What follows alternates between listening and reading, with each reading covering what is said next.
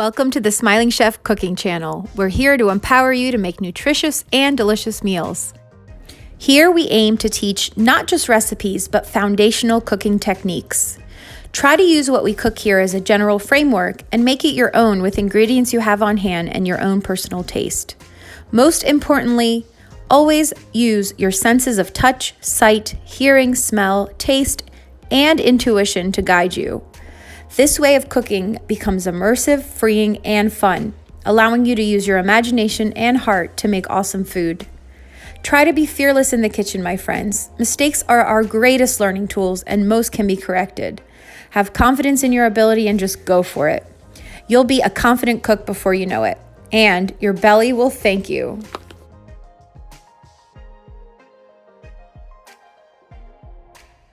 Now let's get cooking. Let's make East meets West tacos, a combination of Mexican tradition and Middle Eastern spice. Yum! The first step is making a spice and nut blend popular in Egypt called dukkha. It's a combination of usually hazelnuts, walnuts, or almonds, and some delicious spices. Let's get started. Start by toasting the nuts in a dry pan. Here we're toasting walnuts, almonds, and hazelnuts. So I got about a cup and a half total of nuts. We're going to toast them over a medium heat, and that will bring out a lot of the beautiful oils and taste of the almonds and other nuts. You'll know that the nuts are toasting because you'll smell them. They'll smell so lovely and toasty. Once you start smelling them, that's when you add the sesame seeds. So add about a half a cup of sesame seeds. And sesame seeds, because they're so tiny, they're going to toast much faster than the larger nuts. So that's why we put them in a little bit later. And we're going to start smelling these soon as well. Okay, so if you look carefully, you can see that the sesame seeds are starting to brown. So you don't want them to burn, so this is a good time to put your spices. So the only two spices in this are cumin and coriander. So I actually have whole cumin. I'm going to put about a teaspoon of that in there. And if you have whole coriander, put that in here now. But I only have ground coriander, so I wouldn't want to put this in here now because it will burn because it's ground. So just about there. Okay, I smell smokiness and goodness. So I'm going to turn off the heat. You be careful not to burn, right? These beautiful nuts and seeds. And then I'm going to add the coriander, which is ground, also about a teaspoon amount.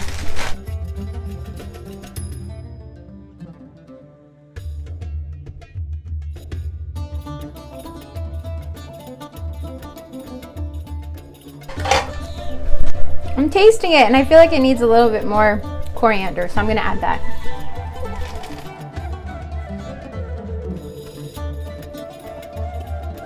Now we're going to make some delicious air fryer tortilla chips. Yay! Okay, so we're going to make air fryer tortilla chips. These are corn tortillas. That's the more traditional type of tortilla that you'd make chips out of. You can use flour as well, but I think corn will give it better outcome.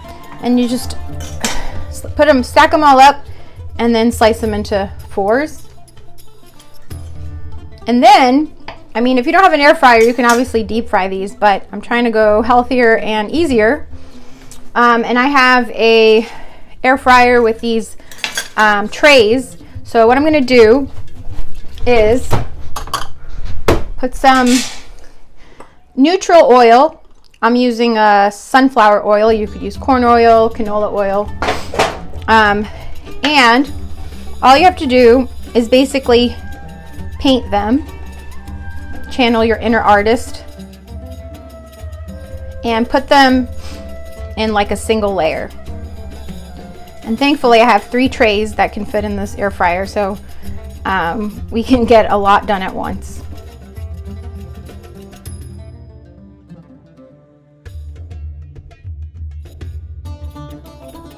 So in the same pan that I made the dukkha, you got lots of lovely flavor already in this pan. Why not use it? I'm going to add a very small amount of clean oil like canola.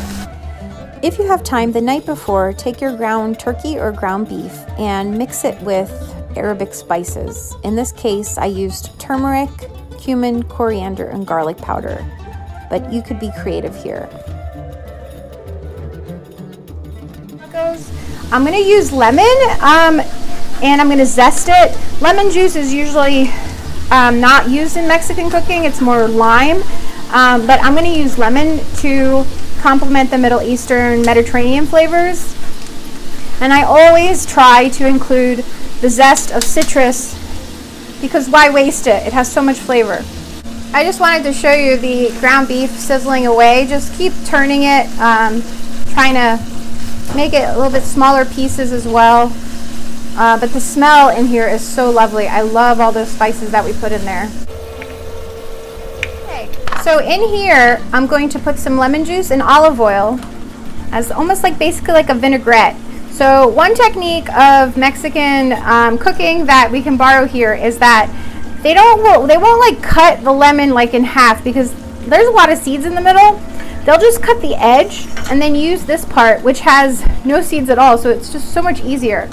And so I'm going to add the lemon zest into here. It's going to have beautiful flavor, and I'm going to add some olive oil as well. So of course some salt, and just mix it up. And this will be a lovely, fresh topping for our tacos. I love those caramelized bits of meat, the Maillard reaction and caramelization at its finest. So I'm going to continue to cook that ground beef to get kind of caramelized all over. You can flavor the endive as well with just a tiny bit of lemon juice and some salt. I'm not going to add the olive oil in this case. You can, of course, but I just don't want to make it greasy at all. Okay, so I would say cut the heat now. You get all kinds of beautiful caramelized bits here. It looks so delicious. I'm just going to let it cool. And now we're going to make some guacamole, just really, really simple. I thought since we've already dirtied up the food processor, why not use this to make the avocado puree really fine and lovely.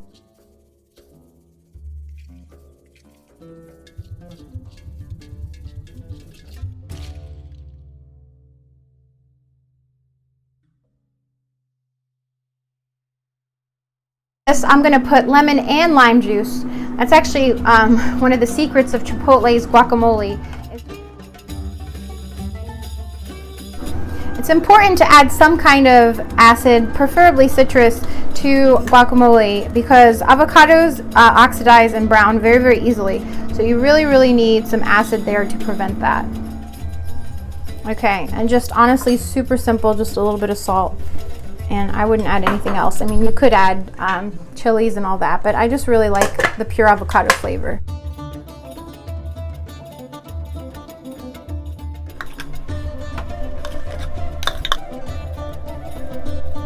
For extra insurance, I'm going to just add a little bit more citrus, just so it doesn't brown.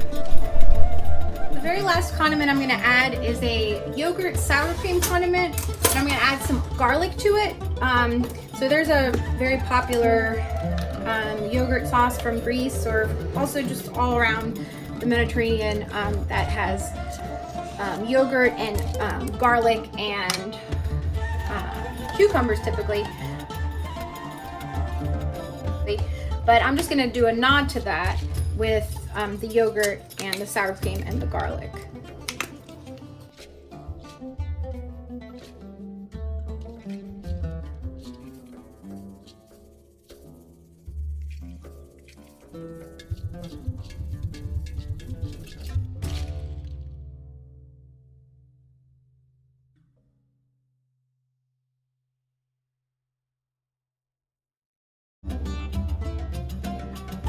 This middle part that has like all the seeds, of course you could use this as well, but just be extra cautious because that's where the a lot of the seeds are.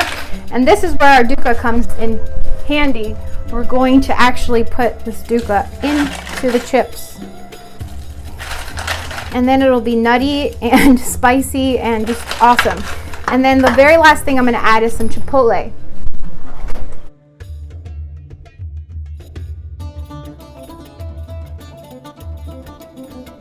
So here's our awesome ground beef, all yummy and brown. I'm gonna taste the piece.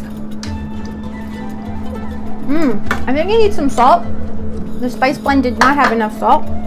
Always important to taste, this is why.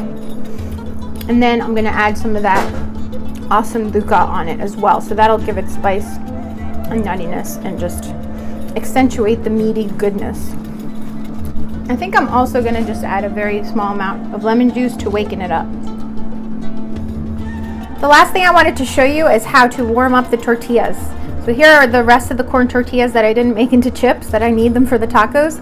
I just took a paper towel and wet it and squeezed out the extra water. And then we're gonna make a little tortilla present. And right before you're ready to sit down to eat, put this into the microwave for about 30 seconds, and then they'll be all warm and steamy and awesome. And then for the rest of the dukkha, I would put this in a Ziploc bag and then refrigerate it to keep it fresh as long as possible. Because of the nuts, it could go rancid if you just leave it at room temperature. And then this will go so well with so many things. You can put them over any vegetable and make the vegetables taste 10 times better. You can put them, basically you can take bread and dip it in olive oil and then dip it in the dukkha. Just let your imagination take over, and you can use this stuff pretty quickly, and it'll just really bring life to a lot of your foods. Enjoy.